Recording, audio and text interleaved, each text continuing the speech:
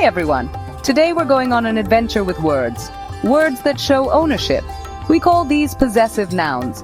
They tell us who owns what. Imagine a bright red bicycle. Whose bicycle is it? Is it Rohan's bicycle? Or maybe it's Anjali's bicycle. Possessive nouns help us understand. They make our sentences clear and fun. Are you ready to learn more? Let's go! Forming possessive nouns is easy. We use a secret code, the apostrophe, and the letter S. Think of it as adding a little flag on the noun to show ownership. For example, if Amit has a book, we add the magic touch to Amit. It becomes Amit's book, showing the book belongs to Amit. Cool, right? Let's practice. What about Priya and her doll? How can we show the doll is Priya's? Let's look at more examples using Indian names and things we love. Dia has a beautiful sari. It's sari. Rahul loves playing with his cricket bat. It's cricket bat. The peacock has colorful feathers. They are the feathers. See? Using possessive nouns is like solving a fun word puzzle. Now let's learn about some tricky situations. Sometimes we get confused with singular and plural nouns. Don't worry, it happens means one. Like one boy, one girl, or one cat means more than one. Like two boys, three girls, or many cats. When a noun ends in S, we still add an apostrophe, an S. It might look a bit strange, but that's the rule. For example, if Mr. Santosh has a car, it's car. Ready for a story? Section 5. Let's visit Maya's house. Maya lives in a small village in India. The village is quaint and picturesque, with narrow winding paths and houses made of clay and thatch. The air is filled with the sounds of birds chirping and the occasional moo of a cow. The villagers are friendly and always greet each other with warm smiles. It's a place where everyone knows everyone, and there's a strong sense of community. It's surrounded by mango trees and beautiful flowers. The mango trees are tall and provide ample shade during the hot summer days. The flowers bloom in a riot of colors, adding to the village's charm. Maya often spends her afternoons under these trees, reading a book or simply daydreaming. The fragrance of the flowers fills the air, making it a perfect spot for relaxation. Maya loves playing with her friends. They play a variety of games, from hide-and-seek to hopscotch. The village playground is always bustling with activity. Laughter and giggles can be heard as the children run around, their faces beaming with joy. Maya's best friend Asha is always by her side, and together they make the perfect team in every game. One day, Maya's mother made delicious samosas. The kitchen was filled with the mouth-watering aroma of spices and fried dough. Maya watched in awe as her mother skillfully folded the samosas, filling them with a mixture of potatoes, peas, and spices. The golden brown samosas sizzled in the hot oil, making Maya's stomach rumble in anticipation. "These samosas are for Maya's friends," she said with a smile. She placed the samosas on a large plate and handed it to Maya. The plate was warm, and the samosas looked irresistible. Maya's eyes sparkled with excitement as she carefully took the plate from her mother. Maya ran outside, excited to share the samosas with her friends. She could hardly contain her excitement as she called out to her friends. The children, hearing Maya's call, came running from all directions. They gathered around her, their eyes wide with anticipation. "Come on, everyone! My mother made us samosas!" she called out. The children cheered and clapped their hands in delight. They couldn't wait to taste the delicious treat. Maya carefully handed out the samosas, making sure everyone got one. The children took a bite and their faces lit up with joy. The samosas were crispy on the outside and filled with a flavorful mixture on the inside.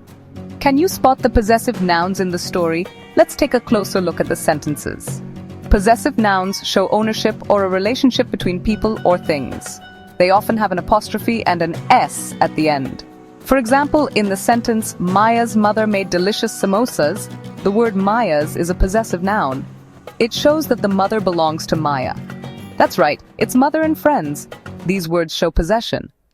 Mother belongs to Maya, and friends belong to Maya as well.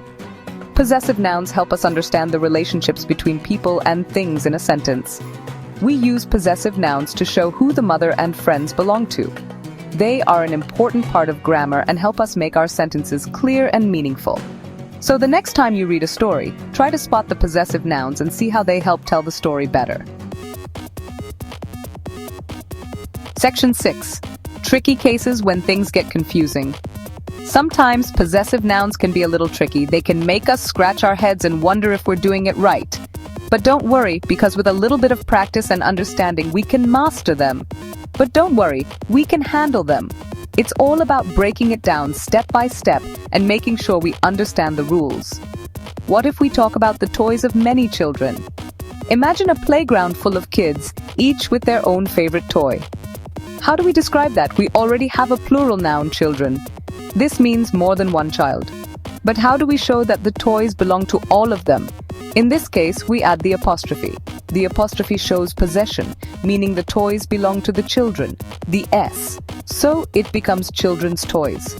This little mark makes a big difference. So it becomes children's toys. Remember, practice makes perfect. The more we practice, the more confident we become in using possessive nouns correctly. Toys. Remember, practice makes perfect.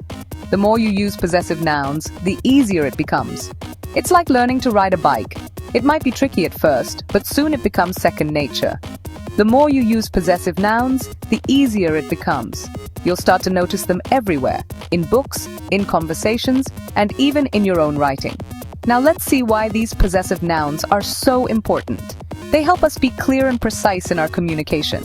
When we know who owns what, our sentences make more sense and our writing becomes more effective. So, keep practicing and soon you'll be a possessive noun pro. Section 7. Why are possessive nouns important? Possessive nouns are like superheroes of sentences. They swoop in to save the day by making our sentences more precise and easier to understand. Just like superheroes have special powers, possessive nouns have the power to show ownership or relationships between things. They make our sentences clear and strong. When we use possessive nouns, we can easily tell who owns what or how things are related.